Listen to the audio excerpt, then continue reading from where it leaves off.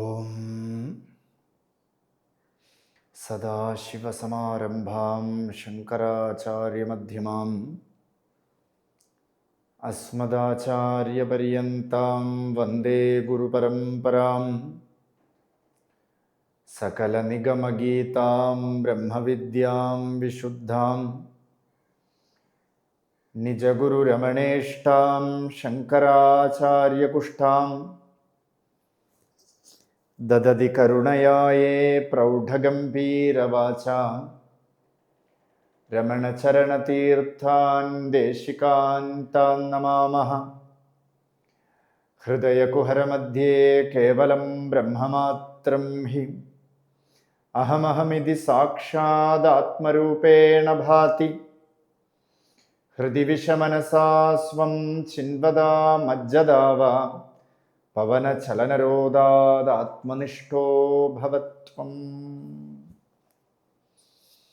ഇദമഹം പദാഭിക്യമന്വഹം അഹമിലീനകേ അപി അലയസത്തയ. അഹങ്കാരം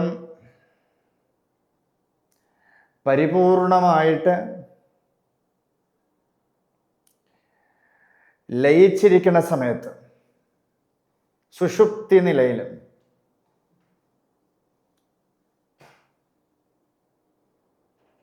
ഏതൊന്നാണോ അവശേഷിക്കുന്നതായിട്ടുള്ളത്, ഏതൊരു സത്തയാണോ ലയിക്കാതെ സ്ക്രീനായിട്ട് നിന്നത്,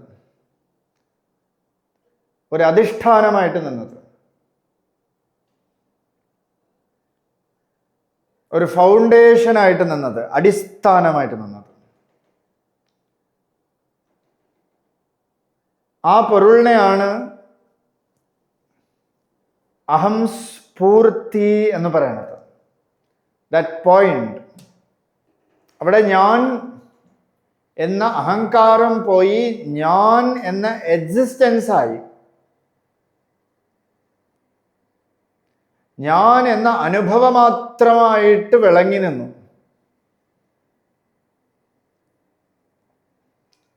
അവിടെ അജ്ഞാനം ലവലേശമില്ലാത്തത് കൊണ്ട് തന്നെ അവിടെ എന്ത് അനുഭവം ഉണ്ടായിരുന്നു? സുഖാനുഭവം ഉണ്ടായിരുന്നു. ഡീപ് സ്ലീപ്പില് ആ സുഖം ആത്മാവിൻ്റെ സ്വരൂപമാണ്, ആത്മാവിൻ്റെതായിട്ടുള്ള അനുഭവമാണ് സുഖം. സുഖക്കടൽ പൊങ്ക ചൊല്ലുണർവടങ്ക സുമ്മാ പൊരുന്തിടുങ്ക അരുണാചല. അവിടെ പ്രത്യേകിച്ച് ഡ്യൂട്ടി ഒന്നും നമ്മൾ പെർഫോം ചെയ്തില്ല. അവിടെ എന്തെങ്കിലും ടേസ്റ്റ് ചെയ്തോ ഇല്ല, എന്തെങ്കിലും ഫീൽ ചെയ്തോ ടച്ച് ചെയ്തോ ഒന്നുമില്ല. ഏതെങ്കിലും ദേശമോ കാലമോ ഒന്നുമില്ല അവിടെ. യമകണ്ഠ കാലം, രാഹുർ കാലം, ഗുളിക കാലം, ഏതൊക്കെയോ നെഗറ്റീവ് കാലങ്ങളൊക്കെ നമ്മൾ പറയുന്നുണ്ട്. ആ കാലമൊന്നും അവിടെ ഇല്ല, അവിടെ സ്പർശിച്ചേ ഇല്ല. കാലദേശാവധിഭ്യാം. അവിടെ പിന്നെ എങ്ങനെയിരുന്നു? മുക്തനായിട്ടിരുന്നു, നിത്യമുക്തം. ഒന്നുമായിട്ടും ഞാൻ ബന്ധമില്ലാതിരുന്നപ്പോൾ എനിക്ക് സുഖമുണ്ട്. അഹങ്കാരം എന്ത് ചെയ്യണു? നമ്മളെ ബന്ധിപ്പിക്കണം, പലതിലോടും ബന്ധിപ്പിക്കണം, പല മത്സരത്തിനോടും ബന്ധിപ്പിക്കണം, മതത്തിനോട് ബന്ധിപ്പിക്കണം, ജാതിയിലോട് ബന്ധിപ്പിക്കണം, അല്ലേ? തന്നിൽ നിന്നും അന്യമായിട്ടുള്ള പൊരുളിലേക്കുള്ള ബ്രിഡ്ജാണ് അഹങ്കാരം. താൻ മാത്രമാണ് ഉള്ളത്, അവിടെ ബ്രിഡ്ജൊന്നുമില്ല, അവിടെ വഴിയോ പാത്തൊന്നുമില്ല. അവിടെ പാത്ത്ലെസ് ഡെസ്റ്റിനേഷൻ. നമുക്ക് പോവേണ്ട ആവശ്യമേ ഇല്ല. We all are like that. തത് ത്വം അസി, അത് ഞാൻ തന്നെ ആവണം. ഞാൻ തേടിപ്പോകേണ്ട പൊരുൾ ഞാൻ തന്നെയാണ്. വാസ്തവത്തില് തേടലില്ല. തേടണത് എന്തിനാന്ന് വെച്ചാൽ വെളിയിലൊന്നും കിട്ടില്ല എന്ന് അറിയാൻ വേണ്ടിയിട്ട്. What is the purpose of searching? എന്തിനാ സെർച്ച് ചെയ്യണേന്ന് പറഞ്ഞാൽ വെളിയിലൊന്നും കിട്ടില്ല എന്നറിയാൻ. ആരാ സെർച്ച് ചെയ്യണത് എന്ന് നോക്കിയാൽ ഒരു സത്ത. സെർച്ച് ചെയ്യണവന്റെ സ്വരൂപം എന്തെന്ന് ഉള്ളിലേക്ക് തിരിഞ്ഞു നോക്കിയപ്പോൾ ball is in our post. വെളിയിൽ എവിടെയൊക്കെ തേടി ഓടി ഗോൾ അടിക്കണം ഗോൾ അടിക്കണം പറഞ്ഞിട്ട്. ഗോൾ വാസ്തവത്തിൽ തിരഞ്ഞു നോക്കിയപ്പോൾ ബോൾ നമ്മളെ പോസ്റ്റിനകത്ത് ഗോളായിട്ട് കിടക്കുകയാണ്. എന്താണോ നമുക്ക് അച്ചീവ് ചെയ്യേണ്ടത് അത് സിദ്ധമായിട്ടിരിക്കണം. അതൊന്നിനെയും ആശ്രയിച്ചിട്ടില്ല.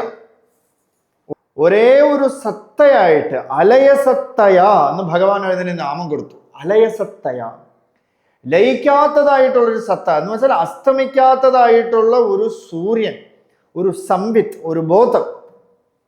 കാക്കശ്ശേരി ഭട്ടതിരി എന്ന് പറഞ്ഞ് ഒരു മഹാത്മാ, അദ്ദേഹം കോഴിക്കോട് സാമൂതിരിയുടെ രാജധാനിയില് വന്നൊരു പണ്ഡിതൻ, ചെറിയ കുട്ടിയായിരിക്കുമ്പോൾ തന്നെ ശാസ്ത്രജ്ഞാനമൊക്കെ ഉള്ള ആള്. പിൽക്കാലത്ത് അദ്ദേഹം ഒരു അവധൂതനായി ഒരിടത്ത് ഒരു പുഴാതീരത്തിൽ ഇരുന്ന് ആകാശത്തിലേക്ക്, ദൂരെ ഏതോ ഒരു ആകാശത്തിലേക്ക് ദൃഷ്ടിയെ പതിച്ചുകൊണ്ടിരിക്കണം. സന്ധ്യാകാലമായിരുന്നു. ധാരാളം കുട്ടികളെയൊക്കെ കൊണ്ട് ബ്രാഹ്മണരെല്ലാം വന്നിട്ട് സന്ധ്യാവന്ദനാദി അനുഷ്ഠാനങ്ങളൊക്കെ പഠിപ്പിക്കുകയോ അങ്ങനെ എന്തൊക്കെയോ നടന്നു അവിടെ. അപ്പൊ ഈ ബ്രാഹ്മണന് കണ്ടപ്പോഴേ ഇദ്ദേഹം സന്ധ്യാകാലത്തിൽ ഇങ്ങനെ ആകാശത്തേക്ക് നോക്കിയിരിക്കണു. ഒരു അനുഷ്ഠാനമില്ല, ഒരു ജപമില്ല, ഒരു ഭഗവത് ധ്യാനമില്ല. ഈ ബ്രാഹ്മണൻ പോയിട്ട് അദ്ദേഹത്തിൻ്റെ അടുത്ത് പറഞ്ഞു, സന്ധ്യാകാലമായിരിക്കല്ലേ, എന്തെങ്കിലുമൊക്കെ അനുഷ്ഠാനമോ മന്ത്രജപമോ എന്തെങ്കിലുമൊക്കെ ചെയ്തുകൂടെ എന്ന് ചോദിച്ചു. അപ്പൊ അദ്ദേഹം പറഞ്ഞു, തീട്ടുണ്ട് എന്ന് പറഞ്ഞു, പൊലയുണ്ട് എന്ന് പറഞ്ഞു. എന്താ പൊല എന്ന് ചോദിച്ചപ്പോ, അമ്മ മരിച്ചുപോയി, ഒരു കുട്ടിയും ജനിച്ചു അത്ര. അമ്മ മരിച്ച പൊലയുണ്ട്. എന്താ അമ്മ മരിച്ചെന്ന് പറഞ്ഞാൽ, മൃതാ മോഹമയീ മാത, മോഹമാകുന്ന അമ്മ മരിച്ചുപോയി.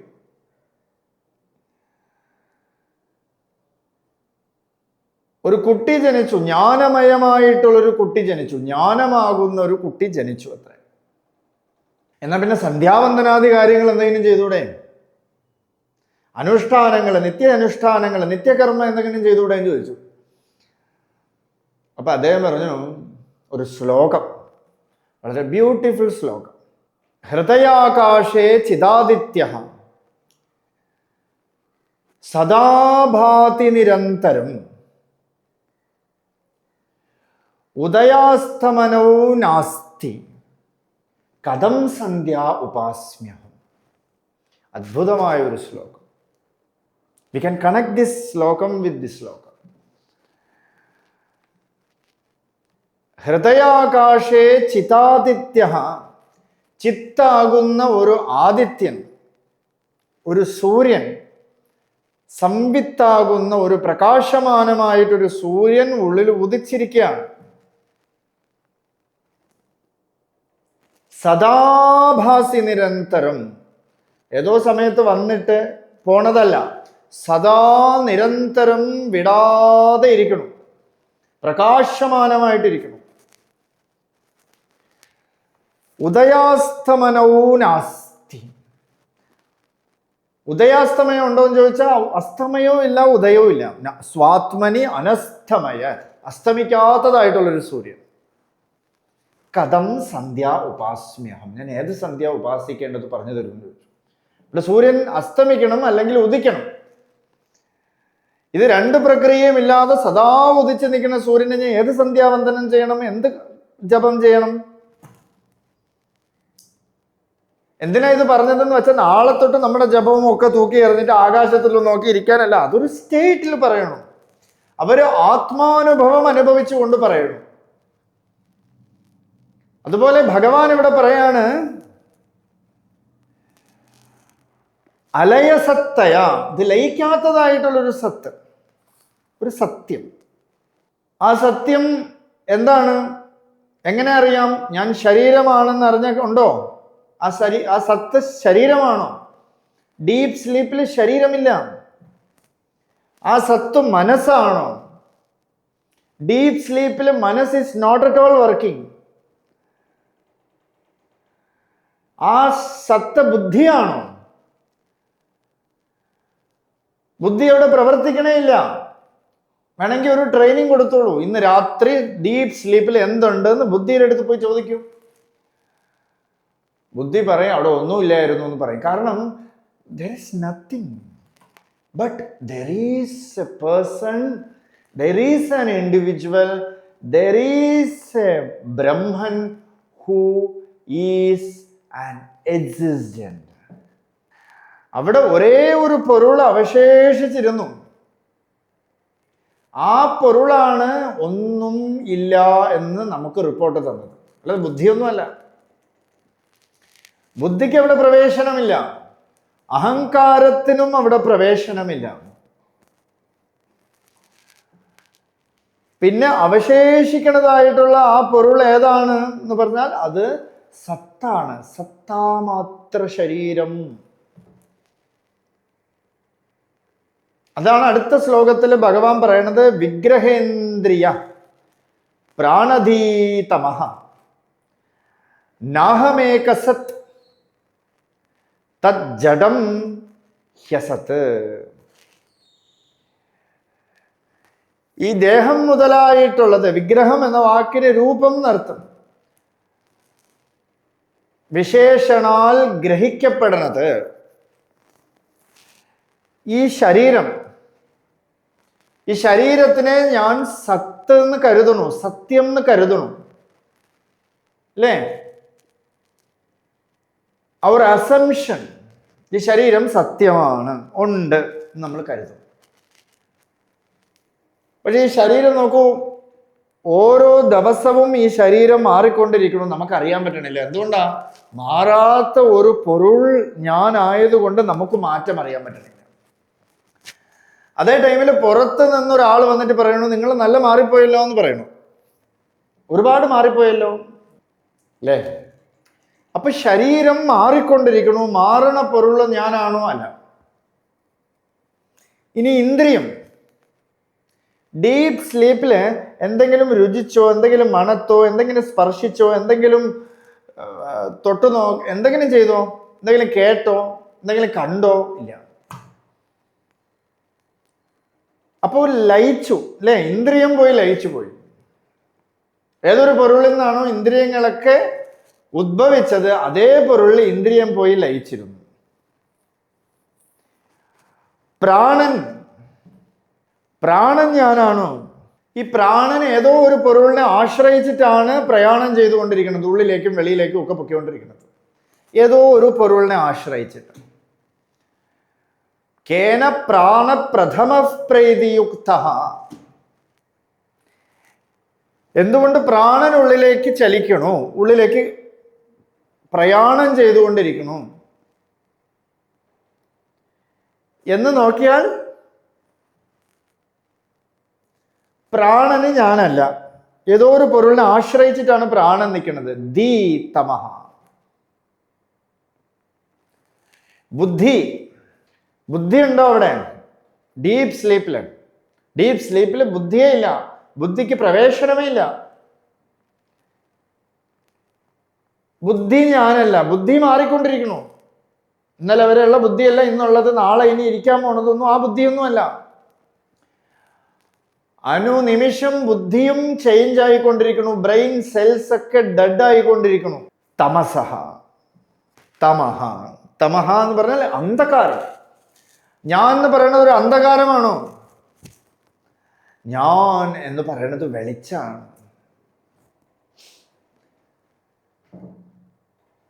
തന്നിൽ നിന്നും അന്യമായിട്ട് ഏതൊക്കെ പൊരുളുണ്ടോ അതൊക്കെയാണ് അന്ധകാരം. ആദിശങ്കരാചാര്യർ പറയണു ഞാൻ എന്ന് പറയുന്നത് വെളിച്ചമാണ്, നീ എന്ന് പറയുന്നത് ഇരുട്ടാണ്. എന്തുകൊണ്ട് അങ്ങനെ പറയണു? ഇപ്പോൾ നിങ്ങളൊക്കെ കാണണമെങ്കിൽ എനിക്ക് സൂര്യനെ ആശ്രയിക്കണം, വെളിച്ചത്തിനെ ആശ്രയിക്കണം, എൻ്റെ ഇന്ദ്രിയങ്ങളൊക്കെ ആശ്രയിക്കണം. എന്തിൻ്റെങ്കിലും ആശ്രയത്തോടു കൂടിയേ നിങ്ങളുണ്ടോ ഇല്ലയോ എന്ന് എനിക്ക് അറിയാൻ പറ്റുള്ളൂ. അതേ സമയത്ത് ഞാൻ ഉണ്ടോ എന്ന് അറിയണമെങ്കിൽ എനിക്ക് ഏതെങ്കിലും ഒരു ഇന്ദ്രിയത്തിൻ്റെ ആവശ്യമുണ്ടോ? തൊട്ട് നോക്കണോ, രുചിച്ച് നോക്കണോ, ഞാനുണ്ടോ എന്ന് ചോദിക്കണോ? ആരുടെങ്കിലും വിളിച്ച് ചോദിക്കണോ, ഗൂഗിളിൽ സെർച്ച് ചെയ്യണോ? വേണ്ട. ഞാൻ സാക്ഷാത് അപരോക്ഷമായിട്ടുണ്ട്, നിത്യനിരന്തരമായിട്ട് ഞാൻ അനുഭവിക്കണു, ഞാനുണ്ട്. അപ്പൊ ഞാൻ എന്ന് പറയണത് ഇരുട്ടൊന്നുമല്ല. ഞാൻ എന്ന് പറയണത് ഇരുട്ടിനെ കൂടെയും പ്രകാശിപ്പിക്കാൻ തക്കതായിട്ടുള്ള ഒരു പൊരുളാണ്. തമഃപ്രകാശ വിരുദ്ധ സ്വഭാവ. തമസിനെ കൂടെയും പ്രകാശിപ്പിക്കാൻ കഴിവുള്ള ഒരു ഇരുട്ടാണ്. സൂര്യനെ കൂടെ പ്രകാശിപ്പിക്കണമെങ്കിൽ ഞാൻ വേണം എന്നാണ് ഉപനിഷത്ത് എന്നെ പറയണത്. ന തത്ര സൂര്യോ ഭാതി ന ചന്ദ്രതാരകം നേമാ വിദ്യുതോ ഭാന്തി കുതോയമഗ്നിഃ തമേവ ഭാന്തമനുഭാതി സർവം തസ്യ ഭാസാ സർവമിതം വിഭാതി. ന തത്ര സൂര്യോ ഭാതി ന ചന്ദ്രതാരകം. സൂര്യനോ ചന്ദ്രനോ ഒന്നും ഇതിനത്രയ്ക്ക് പ്രകാശിക്കില്ല. നേമാ വിദ്യുതോ ഭാന്തി കുതോയമഗ്നിഃ. ഒരു ഇലക്ട്രിസിറ്റിയോ ഒരു ഇടിമിന്നലോ അതിനത്രയ്ക്ക് പ്രകാശിക്കില്ല. നമ്മൾക്ക് ഒരു എക്സാമ്പിൾ പറയും. ബ്രഹ്മം എന്ന് പറഞ്ഞാൽ ഒരു ഇടിമിന്നൽ പോലെ, ഒരു ഗ്ലിംസ് പോലെ, ഒരു പ്രകാശം പോലെ, ഒരു സൂര്യനെ പോലെ ഒക്കെ ഉദാഹരണം കൊടുക്കും. പക്ഷെ ബാഹ്യമായിട്ടുള്ള സൂര്യനൊക്കെ പ്രകാശിക്കണമെങ്കിൽ ആ പൊരുൾ തന്നെ വേണം. കുതോയം അഗ്നിഹി. പിന്നെയാണോ ഈ അഗ്നി? തമേവ ഭാന്തം അനുഭാതി സർവം. അതുകൊണ്ടാണ് സർവവും പ്രകാശിക്കുന്നത്. എന്ത് ലോജിക് അല്ലേ? ഇപ്പൊ സൂര്യൻ പ്രകാശിച്ചിരിക്കണം. ഞാൻ സൂര്യപ്രകാശം ഇല്ലാത്തടത്തോട്ട് മാറി നിന്ന സൂര്യന് എന്താ പ്രസക്തി? ഞാൻ ഉള്ളത് കൊണ്ടാണ് സൂര്യന് പ്രസക്തി എന്നല്ലാതെ സൂര്യൻ ഉള്ളത് കൊണ്ട് എനിക്ക് പ്രസക്തി എന്നില്ല. സൂര്യനെ കാണണമെങ്കിൽ എനിക്ക് ഇന്ദ്രിയത്തിന്റെ ഒക്കെ ആവശ്യമുണ്ട്. എനിക്ക് എന്നെ കാണണമെങ്കിൽ ഒരു ഇന്ദ്രിയത്തിന്റെയും ആവശ്യമില്ല. ഞാൻ സ്വയം പ്രകാശിതമായിട്ടിരിക്കുന്നു. I am not depend upon anything, any ഉപാധീസ്. ഒരു ഉപാധിയിലും ഞാൻ ഡിപ്പെൻഡന്റ് അല്ല. ഞാൻ ഇൻഡിപെൻഡന്റ് ആണ്. സ്വരാട്, സ്വയം പ്രകാശിതം എന്നർത്ഥം. വളരെ വ്യക്തമാവണം നമുക്ക്. ഇത് ഉറച്ചാല് വേദാന്തം ബുദ്ധിയില് സുനിശ്ചിതമാണ്. വ്യവസായാത്മിക ബുദ്ധി ഏകേഹ കുരുനന്തന ബഹുശാഖാഹ്യനന്താശ്ച ബുദ്ധ്യോ അവ്യവസായിനാം. നിശ്ചയബുദ്ധി ഇല്ലാത്തവരാണ് പല പല ശാഖയിലേക്ക് പോണത്. പല പല സ്ഥലത്തേക്ക് ഓടി തിരിഞ്ഞ് അവിടെ ഉണ്ടോ, ഇവിടെ ഉണ്ടോ, കന്യാകുമാരിയിലുണ്ടോ, കാസർഗോഡുണ്ടോ, എവിടെയൊക്കെയോ ഉണ്ടോ ഭഗവാൻ എന്ന് ആലോചിച്ച് നടക്കുന്നു. നിശ്ചയബുദ്ധി വന്ന ആള് ഒരേ ഒരു പൊരുളിനെ അനുസന്ധാനം ചെയ്തിരിക്കണം. അവന് സുഖം അവന്റെ നിജ സഹജാവസ്ഥയായിട്ട് വരണം. കാരണം അവന്റെ സ്വരൂപം സുഖമാണ്. അവൻ ദേഹമൊന്നുമല്ല, അവൻ ഇന്ദ്രിയവുമല്ല, അവൻ പ്രാണനുമല്ല, അവൻ ബുദ്ധിയുമല്ല, അവൻ തമസ്സുമല്ല. നാഹം ഏകസത് തജ്ജഡം ഹ്യസത്ത്. ഇത് സത്ത് അസത്തിനെ മാറ്റലാണ്. ഈ ബുദ്ധി, പ്രാണൻ, ശരീരം ഒക്കെ ഉണ്ടല്ലോ, അതിനൊക്കെ അസത്ത് എന്ന് പറഞ്ഞു ഭഗവാൻ. അതിന് അഭാവമുണ്ട്. എല്ലാ കാലത്തും അതില്ല, അവൈലബിൾ അല്ല. അതെന്തിനെയൊക്കെ ആശ്രയിച്ചിരിക്കുന്നു. ഏതിൻ്റെയൊക്കെയോ മിശ്രമാണ് നമ്മുടെ മുന്നിൽ ഇത് കാണപ്പെടുന്നത് പോലെ ഈ സ്ഥൂല രൂപത്തിലൊക്കെ വരണത്. ഏതിൻ്റെയോ ആശ്രയം കൊണ്ട്. പക്ഷെ ആത്മാവോ സ്വയം പ്രകാശിതമാണ്, അനാശ്രയമാണ്. അനാശ്രയ അപ്രമേയം, നാശമില്ലാത്തതായിട്ടുള്ള, ഒന്നിനെയും ആശ്രയിക്കാത്തതായിട്ടുള്ള സ്വയം പ്രകാശമായിട്ടുള്ള സത്ത അത് ഏകമാണ്. ഏകസത്ത്. അത് പലതൊന്നുമില്ല. അത് ഇന്നതിൻ്റെ മിശ്രമൊന്നുമല്ല. ഏകം എന്ന് വെച്ചാൽ ഒരേ ഒന്ന്. ഏകമേവ അദ്വിതീയം. ബാക്കി കാണപ്പെടുന്ന പൊരുളൊക്കെ എന്താന്ന് വെച്ചാൽ ഈ ശരീരം, മനസ്സ്, ബുദ്ധി, ഇതെല്ലാം നാഹം, ഞാനല്ല. ഞാൻ എന്ന് പറയുന്നത് ഏകമായ സത്താണ്. മറ്റതൊക്കെ വെറും ജഡമാണ്, ജഡാവസ്ഥ, ചുമ്മാ തോന്നണത്,